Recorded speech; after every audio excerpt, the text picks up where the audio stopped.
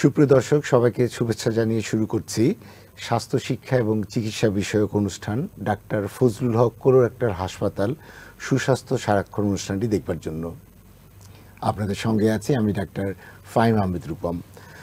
দর্শক, আজকে আমরা কথা বলবো কোলোনোস্কোপি নিয়ে আলোচনা করব এবং এই বিষয়ে কথা বলার জন্য আজ আমাদের মাঝে উপস্থিত আছেন আমাদের দেশের, শুধুমাত্র আমাদের দেশেই নেন, উপমহাদেশেও একজন কীর্তিমান এবং প্রথিতযশা কোলোরেক্টাল সার্জন প্রফেসর ডাক্তার এ.কে.এম. ফজলুল হক। ডাক্তার ফজলুল হক শুধুমাত্র আমাদের দেশেই কোলোরেক্টাল সার্জারিকে প্রতিষ্ঠিত করেননি, তিনি বঙ্গবন্ধু শেখ মুজিব মেডিকেল বিশ্ববিদ্যালয়ের কোলোরেক্টাল সার্জারি বিভাগের অবসরপ্রাপ্ত চেয়ারম্যান, একজন ইন্টারন্যাশনাল স্কলারও। প্রফেসর ডাক্তার এ.কে.এম. ফজলুল হক স্যার, আপনাকে আমন্ত্রণ জানাচ্ছি আমাদের আজকের অনুষ্ঠানে। আসসালামু আলাইকুম দর্শক শ্রোতা, আজকে যারা আমাদের অনুষ্ঠান শুনছেন সবাইকে শুভেচ্ছা। আশা করি সকলে আমাদের আলোচনা শুনবেন এবং এর থেকে উপকৃত হবেন। দর্শক, আমাদের মাঝে আরও উপস্থিত আছেন আমাদের দেশের আরেকজন কীর্তিমান কোলোরেক্টাল সার্জারি বিশেষজ্ঞ, তিনি হচ্ছেন ডাক্তার আসিফ আলমাস হক, MBBS, FCPS, FRCS surgery.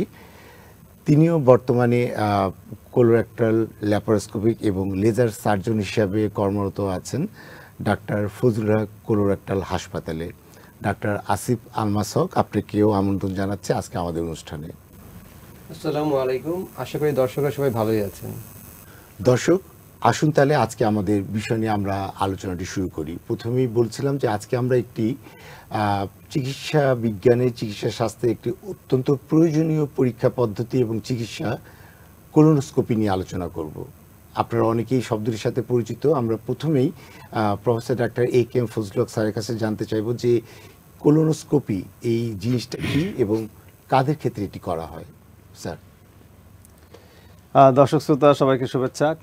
Colonoscopy, colon মানে হলো বৃহদন্ত্র, অর্থাৎ আমাদের খাদ্যনালীর নিচের অংশটা। আমরা যখন মুখ দিয়ে খাবার খাই, এই খাবারটা মুখ থেকে গলার ভিতরে স্টামাকে যায়, তারপরে খাদ্যনালীর ক্ষুদ্র অন্ত্র হয়ে পার হয়ে তারপর শেষে গিয়ে কোলনে পড়ে। এবং কোলন আমাদের পেটের ডান সাইড থেকে শুরু হয়, নিচের দিক থেকে, এবং আস্তে আস্তে বিভিন্ন পথ ঘুরে, 5 ফুট পথ ঘুরে সে রেকটাম বা পায়ুপথ বা মলদ্বার দিয়ে বের হয়ে যায়। তো আমাদের খাবার যে অংশটা খাই সেটা হজম হওয়ার পরে যে অংশটুকু আমাদের অ্যাবজর্ব হয়ে যায়, শোষণ হয়ে যায়, বাকি রাফেজ যে মানে ছাপা অংশটুকুন থাকে, বর্জ্য অংশ, সেইটুকুন আমাদের কোলনে গিয়ে জমা হয়। জমা হলে পরে সেখানে এটাকে আমরা বলি স্টুল বা পায়খানা। এবং পায়খানা যে জিনিসটা আমরা চোখে দেখি পায়খানা করার পরে, এটা 95% হলো ব্যাকটেরিয়া, জীবাণু, আর 5% সলিড ওয়েস্ট, অর্থাৎ খাবারের অংশ। আর 95% মানে ওই পায়খানা যদি আমরা ওজন দেই, যদি 1000 গ্রাম হয়, 1 কিলো হয়, তার 995 গ্রাম মানে ব্যাকটেরিয়া, জীবাণু, বিভিন্ন ধরনের ব্যাকটেরিয়া বা জীবাণু সেখানে থাকে। তো আমাদের কোলনে প্রচুর পরিমাণে রোগ হয়। আচ্ছা, কোলনে ক্যান্সার হয়, পলিপ হয়, ডায়াবেটিকুলোসিস হয়, আলসারেটিক কোলাইটিস হয়, তারপরে মলদ্বারের নিচের দিকে গেলে আবার পাইলস ইত্যাদি হয়। তো সেই রোগগুলো আমাদের দেখা যায় যে আমাদের বিভিন্ন সমস্যা সৃষ্টি করে। পেট ব্যথা, পেট ফুলা, পেট ফাঁপা, গ্যাস হওয়া, পায়খানা ক্লিয়ার হয় না, তারপর পায়খানার সাথে রক্ত যায়, পায়খানার সাথে আম যায়, মিউকাস যায়। তো এই সমস্যাগুলো রোগীরা যখন আমাদের কাছে নিয়ে আসেন, তখন আমরা চিন্তায় পড়ে যাই যে আসলে কি হয়েছে। এই উপসর্গগুলো আমি যারা বলেছি সেটা হয়। তো হলে পরে রোগী তো আমাকে এসে বললো, স্যার আমার তলপেটে ব্যথা হচ্ছে। তখন একজন ডাক্তারের মাথায় স্ট্রাইক করে যে কি কি কারণে তলপেটে ব্যথা। আমরা এই বিষয়ে আপনার সাথে আরও কথা বলবো। তার আগে ডাক্তার আসিফ আলমাস হক, আপনার কাছে জানতে চাচ্ছি, স্যার তো অনেকগুলা পেটের সমস্যার কথা বললেন, রোগের কথা বললেন। এই সমস্ত সমস্যা এবং রোগের ক্ষেত্রে প্রত্যেক ক্ষেত্রে কি কোলোনোস্কোপি করার প্রয়োজন হয়? আপনারা কি করেন? কোলোনোস্কোপিটার কিছু স্পেসিফিক ইন্ডিকেশন আছে। যেমন ধরেন, কোনো একটা পেশেন্টের মলদ্বার বা মলত্যাগ করার সময় রক্ত যাচ্ছে। এখন রক্ত কিন্তু খুব সিম্পল কারণে যেতে পারে, যেমন পাইলসের সমস্যার জন্য যেতে পারে। এরকম আমরা দেখেছি যে একটা পেশেন্টের ক্লিয়ারলি দেখা যাচ্ছে পাইলস আছে, রক্ত যাচ্ছে, সেই হিস্ট্রিও আছে। এই পেশেন্টকেও আমরা কোলোনোস্কোপি করি। এর কারণ হচ্ছে রক্ত কিন্তু আরেকটা কারণেও যায়, যেটা অত্যন্ত ভয়াবহ একটা কারণ, সেটা হচ্ছে কি রেকটাল ক্যান্সার, আচ্ছা, অথবা কোলোনিক ক্যান্সার। সো পেশেন্ট যখন আমাদের কাছে আসে, আমাদের প্রধান উদ্দেশ্য থাকে যে যেটা নর্মাল রোগ আছে বা যেটা বিনাইন ডিজিজ আছে সেটাকে আমরা তো দেখেই ফেললাম, বাট হচ্ছে খারাপ কিছু আছে কিনা যেটাকে আমাদের ইমিডিয়েট ট্রিটমেন্টের প্রয়োজন। কারণ আমাদের আগে আমরা কি করতাম যে একটা পাইলসের সমস্যাটা ঔষধ দিয়ে দেখি কি হয়। এখন জিনিস হচ্ছে আপনি ঔষধটা 1 মাস 2 মাস 3 মাস ধরে দিচ্ছেন, কিন্তু এই সময়টা যদি পেশেন্টের ক্যান্সার থেকে থাকে তাহলে কিন্তু 3 মাসে ক্যান্সার এক স্টেজ থেকে অন্য স্টেজে চলে যাবে। তো আমাদের মেইন টার্গেটটা হচ্ছে কি খারাপ কিছু আছে কিনা সেইটাকে আগে এলিমিনেট করা। তো যে একটা পেশেন্টের অনেক ধরনের রক্ত যাচ্ছে, আমরা পেশেন্টের চিকিৎসা দিয়ে দিই পায়াসের চিকিৎসা, বাট একটা কোলোনোস্কোপি করে নিই জাস্ট টু মেক শিওর যে খারাপ কিছু আছে কিনা। আচ্ছা, এটা হচ্ছে একটা কারণ।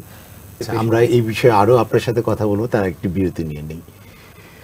প্রিয় দর্শক, আপনারা দেখছিলেন সুস্বাস্থ্য সারাক্ষণ অনুষ্ঠানটি। আমাদের মাঝে আজকে আলোচনায় উপস্থিত আছেন প্রফেসর ডাক্তার AK ফজলুল হক এবং ডাক্তার আসিফ আলমাস হক। আমরা আলোচনা করছিলাম কোলোনোস্কোপি নিয়ে। বিরতির পরে আলোচনার আরেকটু বিস্তারিত আলোচনা করব, আমাদের সঙ্গেই থাকুন।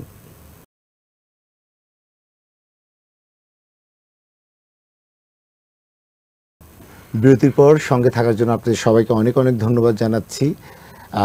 আমরা আলোচনা করছিলাম কোলোনোস্কোপি নিয়ে। আমার সঙ্গে আলোচনায় উপস্থিত আছেন আমাদের দেশের এবং উপমহাদেশের খ্যাতিমান কোলোরেক্টার দুজন সার্জন, একজন হচ্ছে প্রফেসর ডাক্তার AK ফজলুল হক এবং আরেকজন কোলোরেক্টার সার্জন ডাক্তার আসিফ আলমাস হক। স্যার, আপনার কাছে এখন আসতে চাচ্ছি। আপনি শুরুতে চমৎকার করে বলছিলেন, অনেকগুলো সমস্যার কথা বলছিলেন, অনেকগুলো লক্ষণের কথা বলছিলেন। ডাক্তার আসিফ আলমাস হকও যোগ করলেন যে কত সহজে এই কোলোনোস্কোপি করা যায়। কিন্তু তাও একটি প্রশ্ন করি, কোলোনোস্কোপি করার সময় প্রত্যেক রোগীর মধ্যে একটা বোধহয় শঙ্কা আশঙ্কা কাজ করে যে এই পরীক্ষাটা বাদ দিয়ে আমার রোগটা বা চিকিৎসা করা সম্ভব কিনা। আপনি কি বলবেন? জি, এখন কোলোনোস্কোপির প্রয়োজনীয়তা, হার্টের ডাক্তারের কাছে গেলে আপনাকে ECG করবে, ইকোকার্ডিওগ্রাম করবে। আর যদি বক্ষব্যাধি বিশেষজ্ঞর কাছে যান তাহলে উনি ব্রঙ্কোস্কোপি করবে অথবা এক্সরে চেস্ট করবে। যদি না করে তাহলে উনি একটু ডার্কনেসে থেকে যাচ্ছেন। তাহলে কোলোনোস্কোপি করলে কোলন মানে বৃহদান্ত্র আর স্কোপ মানে দেখা, এটা বাংলা ভাষার শব্দ হলো কোলন দেখা, আর ইংরেজিতে বলে কোলোনোস্কোপি। তা কোলনের ভিতর দেখতে পারলে সবচেয়ে সুন্দর হয়, সবচেয়ে সুন্দর হয়। এক্সরে করলে বা ইনডাইরেক্টলি দেখা হয়। তাহলে কোলোনোস্কোপি মানে কোলনের ভিতরে একটা চিকন একটা যন্ত্র যেটা ফ্লেক্সিবল, বাঁকানো যায়। তার মাথায় লাইট সোর্স আছে সামনে আর ক্যামেরা আছে। তো কোলোনোস্কোপি লম্বা 5 ফুট যন্ত্রটা মলদ্বারের ভিতরে ঢুকালে সেখান থেকে ছবি আসতেছে আমার কাছে, টেলিভিশন মনিটরে দেখছি, আর লাইট আমরা সামনে দিচ্ছি এবং ক্যামেরা আছে, মানে ভিতরে কোথায় কি 5 ফুট ভিতরে চলে যাচ্ছি, 5.5 ফুট ভিতরে চলে গিয়ে ভিতরে দেখছি আমি কোথায় কি আছে। সেখানে আমি দেখে ডায়াগনোসিস করে ফেললাম যে ক্যান্সার, পলিপ, আলসার, বিভিন্ন রোগ আছে, যক্ষা, টিবি হতে পারে, তারপরে প্রদাহ হতে পারে। এখানে মানে রোগীরা এটা অ্যাভয়েড করছে এই জন্য যে কোলোনোস্কোপি বলে ভীষণ ব্যথা পাওয়া যাবে, এই কষ্টটা ছাড়া আমাকে একটা বুদ্ধি দেন স্যার, কি করে আপনি। আমি বললাম হ্যাঁ, আপনাকে আপনার কোলোনোস্কোপি ছাড়া আমি করতে পারি, আপনার ভুল হয়ে যাবে। কারণ piles, fistula, anal fisher, cancer, ulcer, ulcerative colitis, polyp, যত রোগ বলেন সব কিছুতে আম যাবে, রক্ত যাবে, ব্যথা হবে। তো তাহলে আপনার সব রোগই তো সিমটম, উপসর্গ একই, তাহলে আমি কোন রোগের চিকিৎসা দেবো? আপনি যদি বলেন আমি চিকিৎসা মানে কোলোনোস্কোপি না করে অনুমান নির্ভর যে এই 4-5টা রোগের একটা হয়েছে ওটা চিকিৎসা দিলাম, এর জন্য ভুল ভ্রান্তি যা হবে তার জন্য ভবিষ্যতে আপনার ক্যান্সার হয়ে মারা যাবেন, সে দায়িত্ব আপনার। এটা বলেন তাহলে আমি শুনেছি ওষুধ দিয়ে দেবো। আমরা একটু ডাক্তার আসিফ আলমাস হক আপনার কাছে জানতে চাচ্ছি যে অনেক বছর ধরে কয়েক হাজার অনেক রোগী কোলোনোস্কোপি পরীক্ষা করেছেন। কোলোনোস্কোপি যে যন্ত্র আছে বা কিভাবে আপনারা এই সেন্টারে করেন, স্পেশালিটিটা কি? রাইট, ধন্যবাদ আপনাকে। কোলোনোস্কোপির একটা ভালো কোলোনোস্কোপির প্রথম শর্ত হচ্ছে গিয়ে একটা ভালো কোলোনোস্কোপ থাকতে হবে। সেকেন্ড জিনিস হচ্ছে গিয়ে একজন ভালো কোলোনোস্কোপিস্ট থাকতে হবে, তার মানে ম্যান অ্যান্ড মেশিন, একজন ভালো স্পেশালিস্ট ডাক্তার থাকতে হবে যিনি এটা করতে পারেন, এবং ভালো একটা মেশিন থাকতে হবে। সেদিক দিয়ে যে বিশ্বের মধ্যে এখন লেটেস্ট এবং বেস্ট যে মেশিনটা আছে, বিশ্ববিখ্যাত অলিম্পাস কোম্পানির যে মেশিন, আগে এরা বিশ্ববিখ্যাত সবচেয়ে ভালো ক্যামেরা বানাতো, এখন তারা কোলোনোস্কোপ বানাচ্ছে, আপনি হয়তো নামটা জানেন। এই কোম্পানির মেশিন আমরা ইউজ করি, লেটেস্ট যেটা আছে সেটাকে ইউজ করি। এবং আপনি যেটা বলছেন যে আমাদের যে ইনস্টিটিউট, আমাদের যে ডাক্তাররা আছে, দে আর ভেরি এক্সপার্ট। তারা রেগুলার প্রায় 30টার মতো কোলোনোস্কোপি করে অলমোস্ট, ঠিক আছে। So very very expert. So দুইটা জিনিসের সমন্বয় কিন্তু আমাদের আছে।